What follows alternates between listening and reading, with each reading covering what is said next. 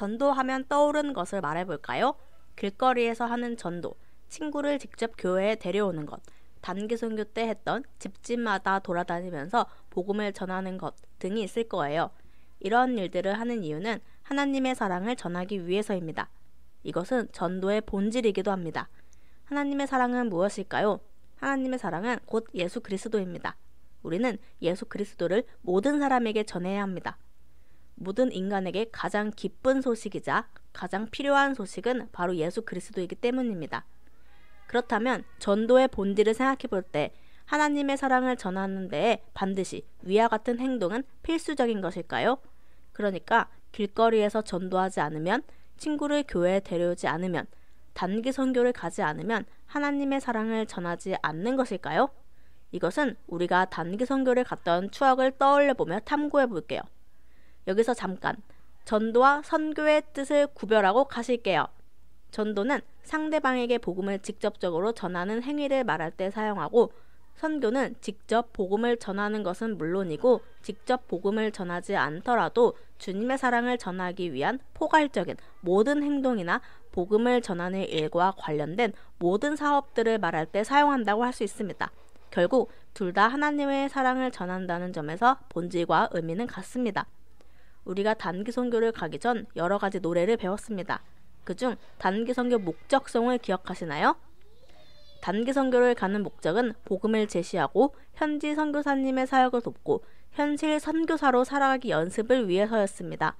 여기서 마지막 현실 선교사로 살아가기 연습이란 선교에 참여한 이들이 선교적인 헌신을 통해 선교적인 마인드를 개발하고 현실의 삶으로 돌아와서도 선교사처럼 살아가기 위한 경험이라고 할 수 있습니다. 우리의 모든 삶은 선교적인 삶이 되어야 합니다. 즉, 우리의 모든 삶이 예수 그리스도를 전하는 것이 되어야 합니다. 우리의 모든 삶이 예수 그리스도를 전하는 기회가 되어야 합니다.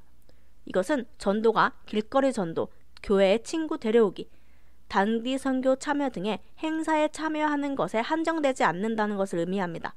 행사는 이벤트입니다. 기회가 주어진다면 이벤트에 참여할 수 있습니다. 그리고 이벤트가 끝나면 그것으로 행사는 끝나는 것입니다. 하지만 우리는 행사로서 전도의 기회가 주어지던지 주어지지 않던지 복음을 전해야 합니다. 그렇다고 해서 행사에 참여하는 건 중요하지 않아 라고 말하는 것은 아닙니다.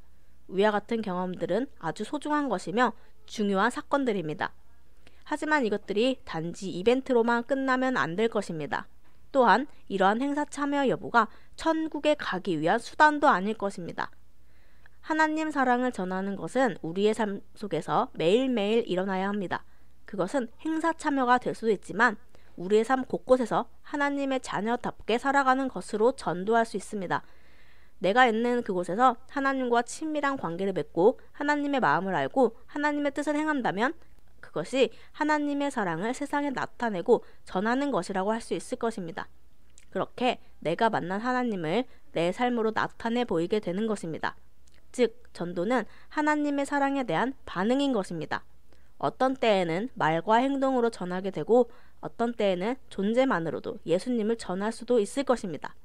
바라기는 우리 모두가 있는 그곳에서 선교적으로 살아가며 현실 선교사가 되기를 소망합니다. 그럼 이만.